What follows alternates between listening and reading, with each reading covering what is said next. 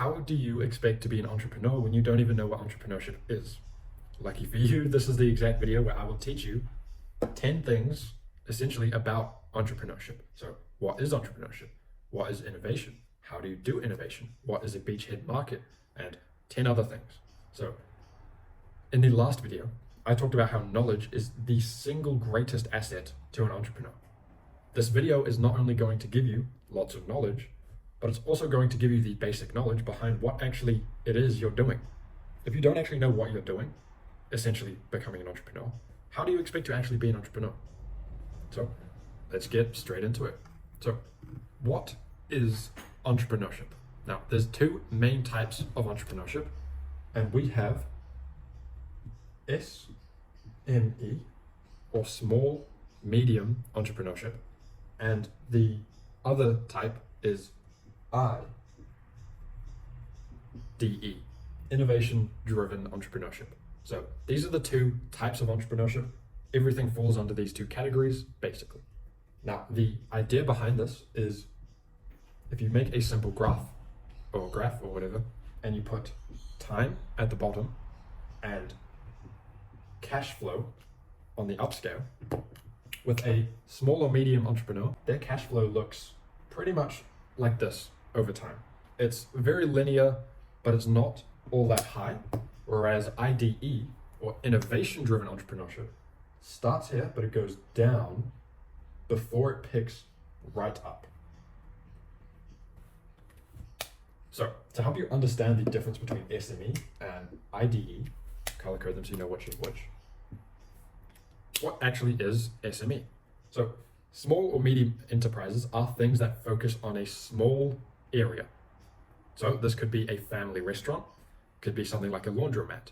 They're not trying to go global. They're just fixing a problem or a lack of a solution, whatever they're doing, in their local market.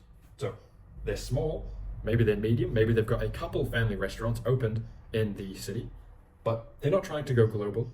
They're just here to make a decent amount of money pretty quickly. Now, obviously that's not the real reason behind it, but that's what happens with small or medium enterprises. Now, innovation-driven entrepreneurship is way different. This is where you are trying to go global or reach a larger market. So this person or this business or whatever is only trying to reach, say, the town that they are in. IDE is trying to reach the whole country or the whole world. So think of Apple, any sort of technology company. Now, the reason you see this giant dip is because this is capital investment. You have to spend your own money first, giving you a negative cash flow before you find your winning product or before you make your breakthrough, and then it skyrockets, right? So it requires more capital to start up, but it yields a much, much higher return. But SME doesn't require any capital startup. And we'll get into why you need to start with an SME first before you think about IDE because of that hump there. So this was lesson one. What are the two types of entrepreneurship? So we just talked about IDE, which is innovation-driven entrepreneurship. But what the heck is innovation? So innovation, by the definition from MIT, the Massachusetts Institute of Technology, it is invention, I'm not going to write that whole word, times commercialization. Now, before they thought it was just a plus. Innovation plus commercialization is innovation. But if you look at it deeper, if you do not have either of these, you cannot have innovation. So if you have a innovation, but no ability to commercialize it, you have an idea, a new idea, but you can't provide value to anyone. That's commercialization, getting it to people. Yes, you might be able to stop people from getting heart attacks completely, but if you can't actually give it to people, there's no innovation there. It's just an idea. Now, the other way is, if you have a massive audience or a massive reach, and you can get an idea out to lots and lots of people, but you don't have an idea, there's no innovation. Now, A innovation, by definition, is something that makes something either faster, better, cheaper, or gives more satisfaction. So those are the four things behind innovation, and that's how you actually get innovation. So think about the company Apple. Now, I'm filming this on an Apple phone. I actually just got this yesterday, and it is insane, to say the least. It's a 15 Pro Max, ridiculous phone. It actually fits my hand. Anyway, Apple is probably the best innovators in today's world. Not because they have some great, crazy, awesome ideas, but because they are the absolute best at commercializing things. Something crazy like 80% of every phone in the US is an Apple phone. It's not really because their ideas are so much better than, say, Samsung's. The phone qualities of, say, the cameras and the interfaces are all both really good, but it's their commercialization that made them the best innovators. So if you cannot have a new idea, or you cannot get that idea out to people, you can't do any innovating. But if you can do both, you can do innovation-driven entrepreneurship. We're going to get into what types of innovation are there. So yes, there's ideas and commercialization, but what innovation is there? What categories are there so that you understand, what you can go down? So the main types of innovations are things like technology. So phones, computers, but technology more as things that you can use. So this whiteboard eraser, this is technology because it's a product that you can use, it's technology, essentially. The other one, so I write down tech. The other one is process. So think of it kind of like how cars are built on the assembly line. If you could figure out a faster, better, or cheaper way to make those cars on the assembly line, you're not changing the technologies, but you're changing the process of how something gets made, which is the process that makes it better. The other thing is a business model. Okay, I know that this is hard to read, but bear with me. Business model. So what I mean by this is Apple Music, when they first came out, they wiped the competition clean with iTunes. Every other company at the time was charging a fixed rate of, say, $20 a month, or whatever, $20 a month to listen to unlimited songs. What iTunes did is pay 99 cents for the song that you want, and you can listen to it forever. That is changing the business model. They made more money, or they became bigger because of that, because it was also more familiar to people. Paying a monthly subscription for everything is less familiar to people back in the day, I assume, as opposed to walking into the store and paying for a CD, which you can listen to whenever you want, however many times you want. That's more similar to the iTunes, which is why it works so much better. The other one is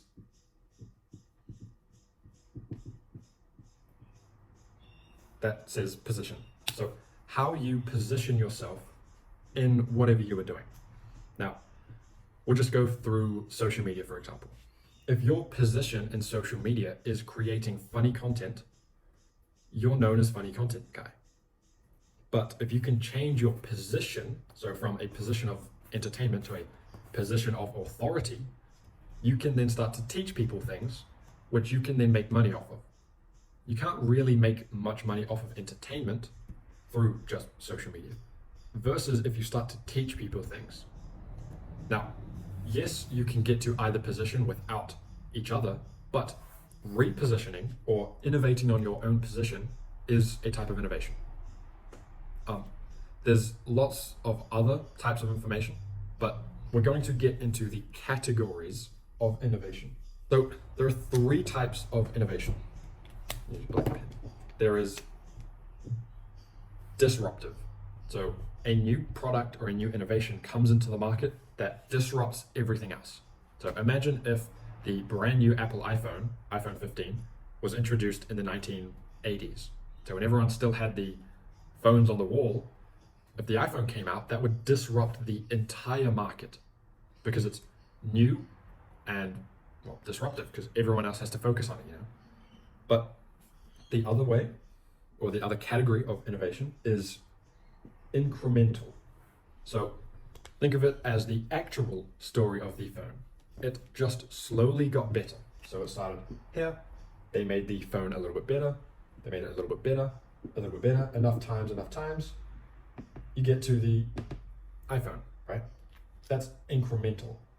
Disruptive would be having the iPhone down here. You're disrupting the entire market with your new innovation. The other way of doing it is essentially what did happen with the phone. So I will have to wipe this off so I have more space. But lateral is what it's called. Lateral. Think of the camera from back in the day, a big box that you could shoot photos with, and you have to hang it up in that red room. I don't know what I'm talking about. I'm not that old. But cameras and phones were two completely different things. Now, the person who put the camera and the phone together, they didn't make the camera better. They didn't make the phone better. They laterally innovated. So making I'll just say it, the iPhone. So that's laterally innovating. So combining things together to make something faster, better, cheaper, or more satisfaction, rather than making anything really better.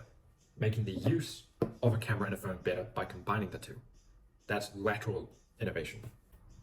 Okay, now you know what entrepreneurship is, what innovation is, the categories of innovation. How do you use all of this to actually start a company? And there's three main ways that you can start a company, or really there's three ways to start a company. And that's when you start with the technology. So if you were to build a hammer, you start with the technology, but you don't have a problem. So if you build a hammer, you're looking for a nail. Other people may not have created a nail yet. You've still got the hammer. You are now pushing the market to create essentially a problem for you to solve. So if you make the hammer before the nail, that's market push. You are pushing the market towards you, essentially. And that's starting with technology. The other thing is starting with an idea. So the idea in this case would be a nail. You've got a problem of your beams of wood in your house not sticking together and falling apart. A nail will combine the two pieces of wood, making them not fall apart. You now have an idea. You don't have the technology to solve that issue if you understand sort of what I'm trying to get. So it's an understanding of the industry which has a problem that you know you can fix, like putting a nail through two pieces of wood, but you don't know how to get the nail through the wood, if that makes sense. Now this is market pull. You're trying to pull them along to get with you. The other way to start a company is just purely starting with passion. Now, you cannot have passion without a technology or an idea, but you can just be purely passionate about helping people. Then you start a company based off of that to try and help people. Then you go out and find a technology or an idea. And those, real simply, are the three ways to start a company. So lesson number 4. So now we're going to get into 6 simple myths about entrepreneurship. And then we're going to talk about the aspects that actually make up a good entrepreneur. So myths, good entrepreneur. So 6 myths about entrepreneurs is that they are the smartest in the room. If an entrepreneur is the smartest in the room, I can tell that in the scheme of things, they are not actually going to be a successful entrepreneur, nor are they going to really be smart. Now, obviously, this is because entrepreneurs try to surround themselves with people who are smarter than them so that they can learn. Because if you're an entrepreneur, you have to be learning. This is knowledge, which is what I talked about in a later video. The pop-up card will be right here. So go watch that now if you want, and then come back to this video. So they are not the smartest in the room. And this goes for school as well. Now, a successful entrepreneur, you probably understand, most of them drop out of school. Technically, that means that they're not the smartest in the room, especially academically. So they only find interest in, entrepreneurs only achieve highly in topics they find relevant, meaning they are not going to be the smartest in the room, especially if they're in maths class, And because they're always trying to surround themselves with smarter people. Now, entrepreneurs are not individuals. I'll write this down. Not the smartest. They're not the smartest, and they are not, I'll just write, alone. Entrepreneurs are not alone or just singular individuals. This is because a good entrepreneur is always looking to network with other people to build a team. Because a team of people is always going to get more work done than a single person. So, yes, an entrepreneur is a single person, but a good entrepreneur is a group of entrepreneurs. And so that's a myth about entrepreneurship, is that they are alone and they are individuals by themselves. I don't know many companies that are created by a single person. Obviously, yes, Mark Zuckerberg created Facebook, Elon Musk created Tesla, but they had entire teams of people working for them. It wasn't just them. So they're not single individuals. The other thing is people are not born as entrepreneurs. Now, a simple way to understand this is two entrepreneurial parents do not create an entrepreneurial child. It is purely based off of circumstances and situations. So this is the nurture over nature. Entrepreneurs are not born, they are created through situations and events. There are no deciding genes. Now, the other thing is that entrepreneurs aren't risky, or that they don't like risk. I'll just say risky. Actually, entrepreneurs probably are more risky than other people, because it is more risky to spend 5 years learning a business and trying to start that business compared to working a 9 to 5. But it's a calculated risk. So entrepreneurs don't like risk, but they love risk that they can manipulate. So it's half true, half incorrect. If you were playing, I guess we'll think of it like gambling. If you walk into the casino, lots of tables or lots of different games are more risky than, say, blackjack. But blackjack is something you can learn and understand with time, making it less risky. It's still obviously a risk, but that's what the risk they go for, versus just working a 9 to 5, because that's completely unrisky.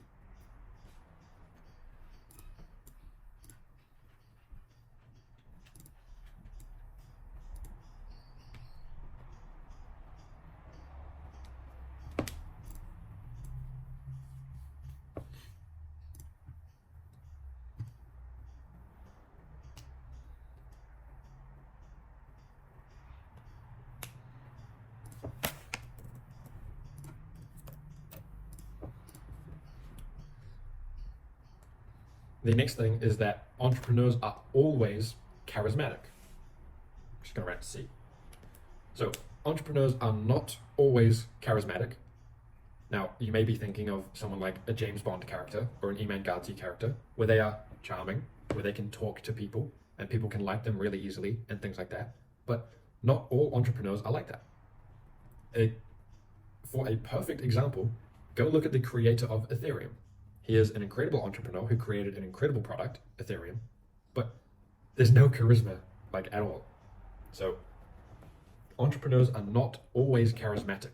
It's literally just not a necessary skill. And the other thing is that entrepreneurs are not disciplined. Now, for some reason, people love to think that entrepreneurs are lazy because they don't want to get a job. But obviously, if you actually understand what an entrepreneur is, you'll understand that entrepreneurs are incredibly disciplined. And you have to be incredibly disciplined. It's you, a single person, or an entrepreneur, going up against the world. You're not going to get to attack the world if you just sit on a couch all day. No, if you are trying to be an entrepreneur, you have to work every single day as hard as you can to climb the world, to take over. Discipline. You have to be incredibly disciplined to be an entrepreneur. But for some reason, people think that entrepreneurs are lazy. Now, some entrepreneurs may be lazy, but obviously they're not going to be a good or successful entrepreneur. Okay, so now we covered the myths. What actually does make up a good entrepreneur? There are 5 things that we're going to talk about. So the first one is vision. If you can see where you want to go, that is how you become a good entrepreneur. If you don't know where you're trying to go, how are you going to get there, because there's nowhere to go. So you're not actually going to make any progress. You need to be able to have vision. You need to be able to see where you're going to go, where you are trying to get to. The next thing is to have sense. Can you make sense of your vision? I know, say in 10 years time from now or 20 years time from now, I'll be making, say, $1 million a month. That's the vision. Can I make sense of it? Yes. $1 million a month is 1,000 people paying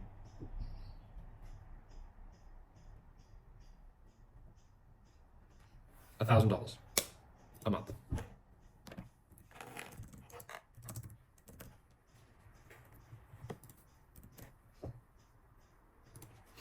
Yeah, $1 million a month is 1,000 people paying $1,000 a month. Now, you could do this with selling some sort of high-ticket product or something like that. But what I'm trying to get to is the sense. Can you make sense of that goal? Can you see where you want to go? And can you make some sort of sense of it?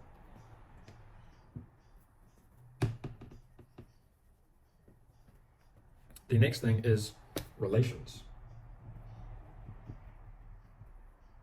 You may know where you're trying to go, and you may be able to understand how to get there, but let's say if you're trying to get to the moon, you don't know the right people to get you on a rocket ship. You know that you want to get to the moon. You know that you need to get there through a rocket ship, but if you don't know the right people, you're never going to be able to get on that rocket.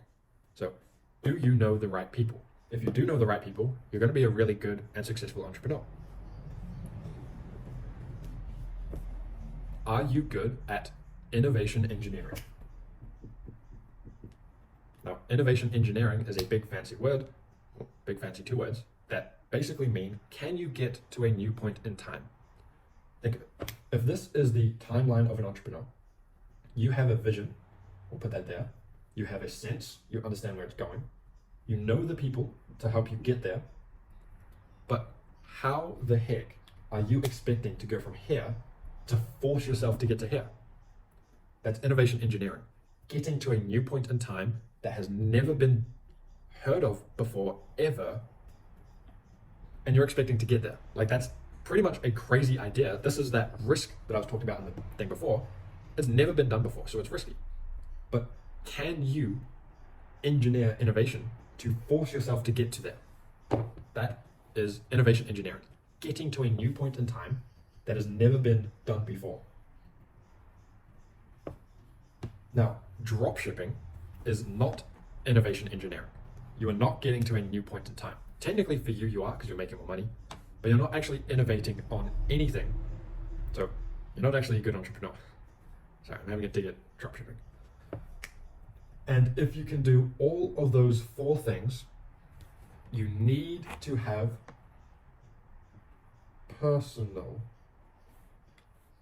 Yes, I could get to $1 million a month. Yes, I can make sense of that goal. Yes, I can meet the right people to help me get that. Yes, I can pull myself towards a new point in time. But if I cannot do it myself or with my own tag, then it's not really being a good entrepreneur. It's like if I were to make an iPhone, but I never branded it with my personal brand. If I created an iPhone, but it didn't have a name or a brand, and anyone else could take that idea and market it as an Apple phone, yes, I did all of those 4 things really well, but I didn't put my own personal signature on it. And that's not being a good entrepreneur.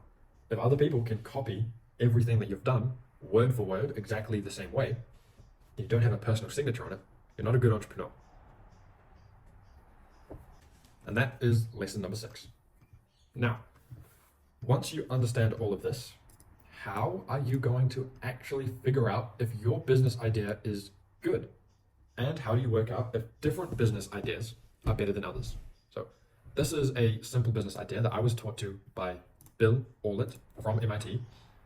Now, I didn't study at MIT. These are all free videos on YouTube. But the way he breaks it down is industry, end user, application, benefits.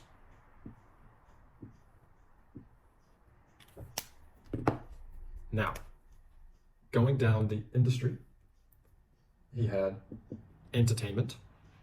Now, the entertainment industry what was the end user he was trying to target? An animator. So an animator who does sculpting or painting or working on dynamic animations. The application is making those three things better by creating a physical tool that you can manipulate instead of just looking at a computer screen with your mouse. So that's the application. Sculpting, painting, dynamics, all better, essentially. And then the benefits is just a really detailed explanation of the application, essentially. And then that's one business idea. The next one could be an industrial designer. So someone who designs houses or layouts for the houses. The end user could be the actual designer. Now, I understand that's probably not what industrial designer means, but that's what we're going to go with. The application could be a real life physical 3D model where you can interchange the items of the house. Let's say you're wearing a headgear and you can see through augmented reality a house, and you can change the colors and the furniture of that house. That's the application. I'll say like VR. This helps a designer design houses better using VR. And then again, having a detailed explanation of everything. And once you work out what industry you want to target, who the product is going to be for, what will it be used for, and then what is the market characteristics? So who's the current top seller?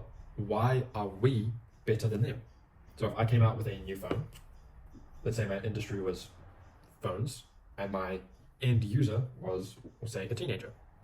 Now the application is doing everything that they've been doing before, but better. So say it was a little tiny phone that had essentially a projector that would project essentially the entire phone screen into your eye perfectly so that no one else could see it, but it still reads your exact fingerprints and everything. So again, we'll say AR, augmented reality, and then again, having a detailed explanation of, say, the iPhone, what it is, but why we are so much better. If you can figure out all of that, you will have a good business idea. And having it like this, you can very easily go through each of these ideas and figure out, okay, do I have more knowledge in the entertainment industry, industrial designing, or in the phone or technology industry? Or do I know people within that niche? Do I understand the problems within that niche? And you can go through and visualize everything and give it a score if you'd like, but it's just a really good way of working out an actual business idea. So that is topic number 7.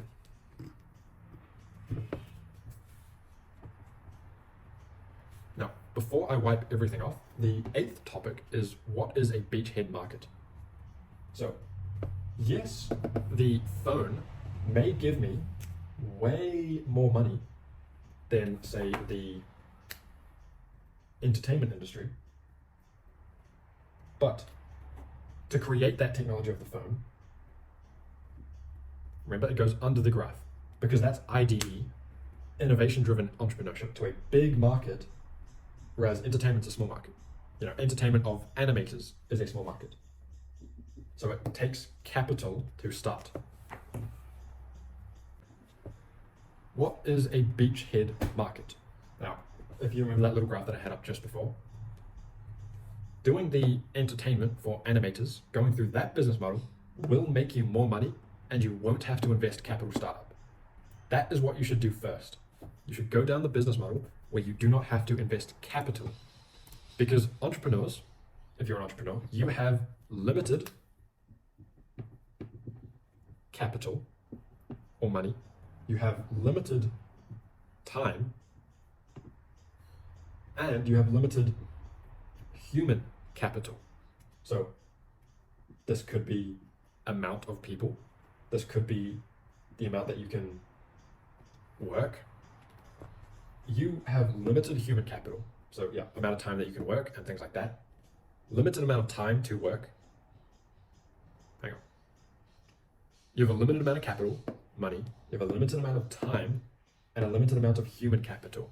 As in, it's only you that can run the business at the moment.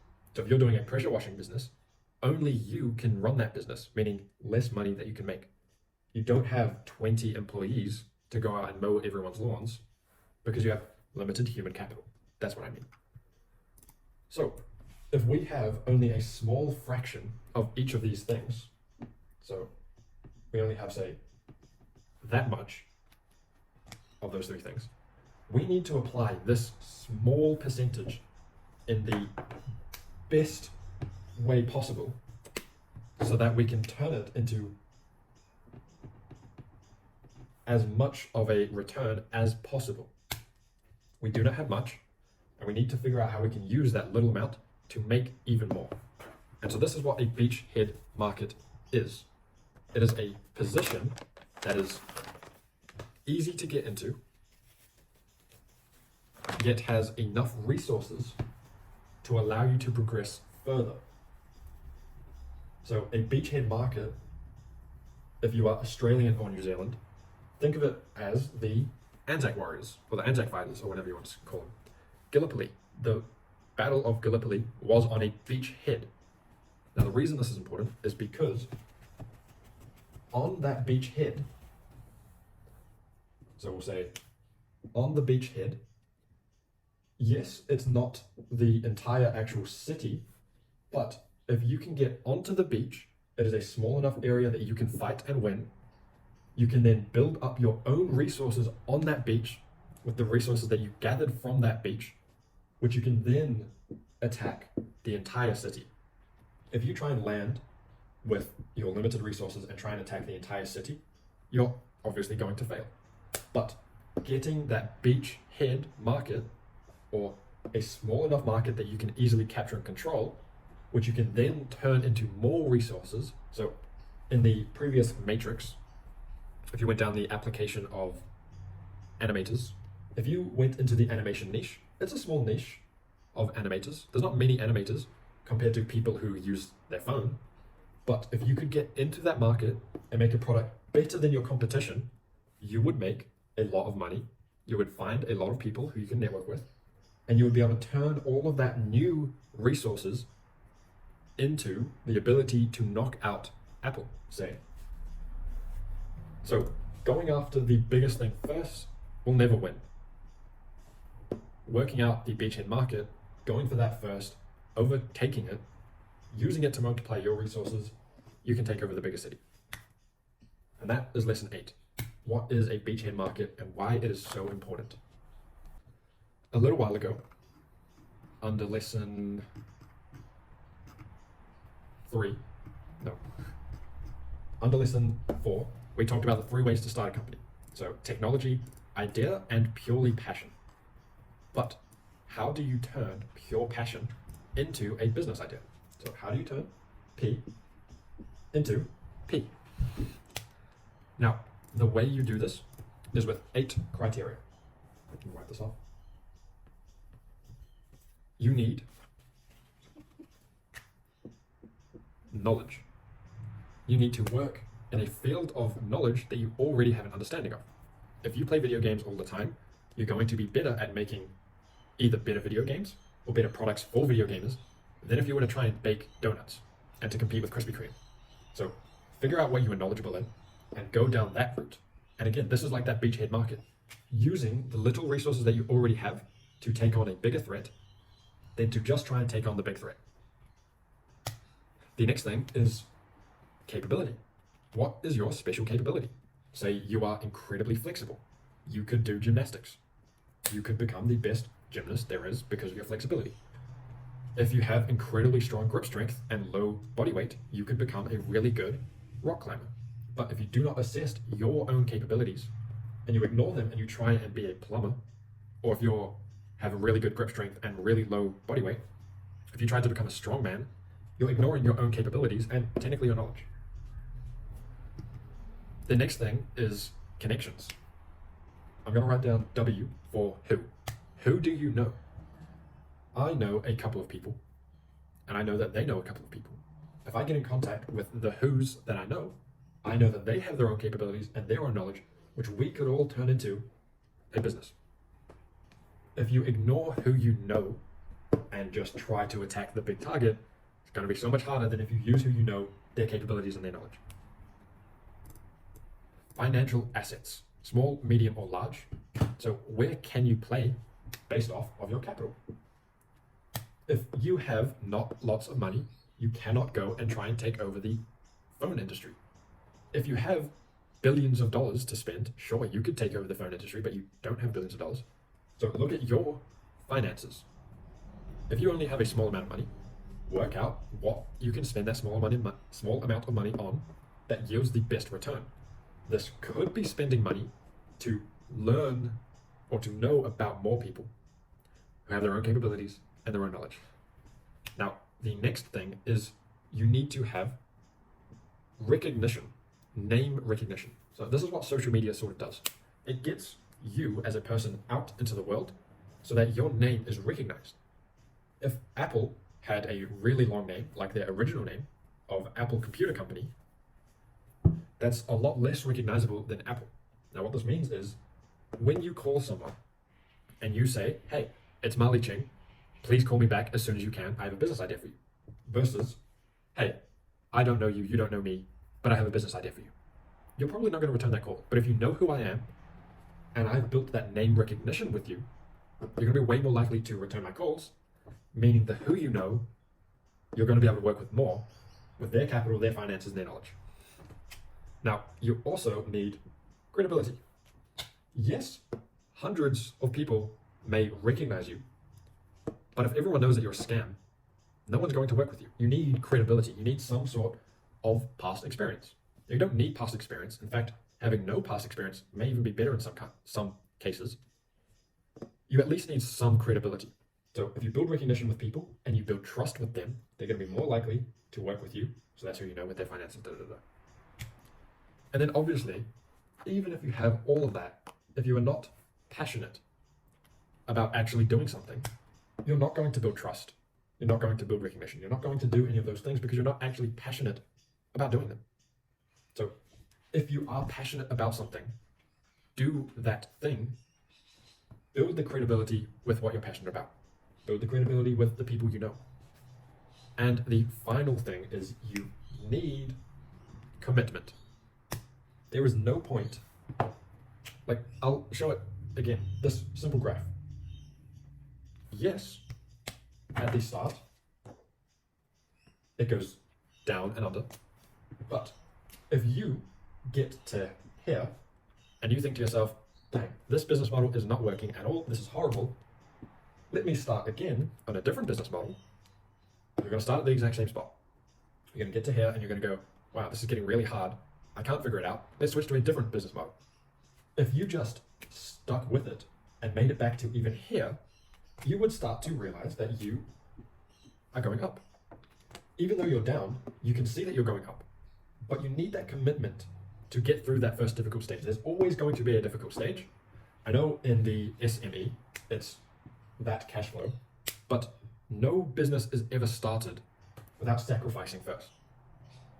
And that's why you need commitment. Because if you sacrifice something and you're not committed to that sacrifice, you're going to want to get it back. So if you sacrifice your time, but you're not committed, you're going to want your time back. So you go back to the start and you waste time playing video games. You need commitment to be an entrepreneur. That's lesson number 9. What actually defines a business? Now, a lot of people will say, you've got a business if what you make is better than other people. Other people will think they've got a business if they do some market research, or if they create a business plan, or if they build a fancy website. A business is not any of those, nor is it creating a fancy sales funnel. The only thing that defines a business, you guessed it, is cash. Will someone pay for whatever you have? If it is something as simple as an idea, which is essentially what I'm doing right now, I'm giving you ideas. You're not technically paying me, but you're paying me with your time. This is a business model. If I built a website, which I've done, not for this, but I built a website for something else, that's not a business. No one will pay to look at the website idea or look at the idea of something else unless that idea is, knowledge about something. So will someone pay you for whatever you have or not? That is the only thing that defines a business. It's not a fancy website, none of that other stuff. That is the end of the video. Thank you for watching, and peace out.